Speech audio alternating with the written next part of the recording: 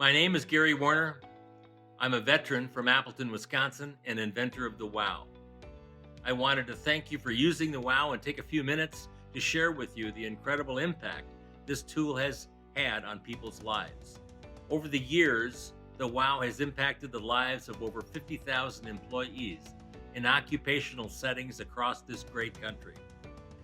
We've heard from professional athletes, athletic directors, and coaches who have used the WOW to improve their recovery and performance, and employees in a wide variety of industries, from transportation to performing arts, are using it to integrate daily exercise into the routines and recover from repetitive stress.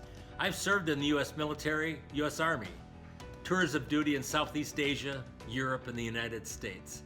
While overseas, I created a workout device using broom handles, Army boot laces, and a chunk of plexiglass from a downed aircraft, which after many prototypes, I later patented and trademarked, now called the WOW.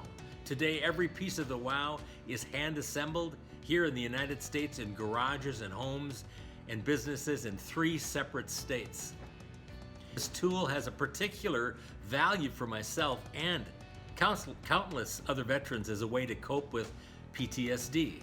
Ever since we started providing WOWs to veterans, many have reached out to express how using the WOW has helped both relieve physical and emotional stress, helping them relax, mitigate shoulder tension, and even practice mindfulness. I'm so proud of the fact that our efforts are helping heal the battle scars many combat veterans have been burdened with as a result from their service.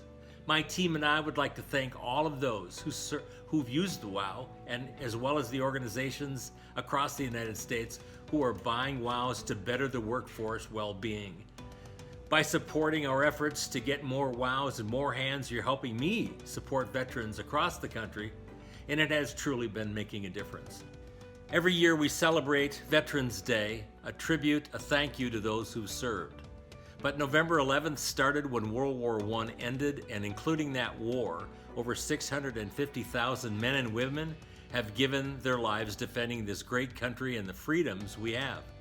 My motto is, if you're a veteran, thank you for your service. If you're not a veteran, thank one for your freedom. Have a great Veterans Day, and thank you.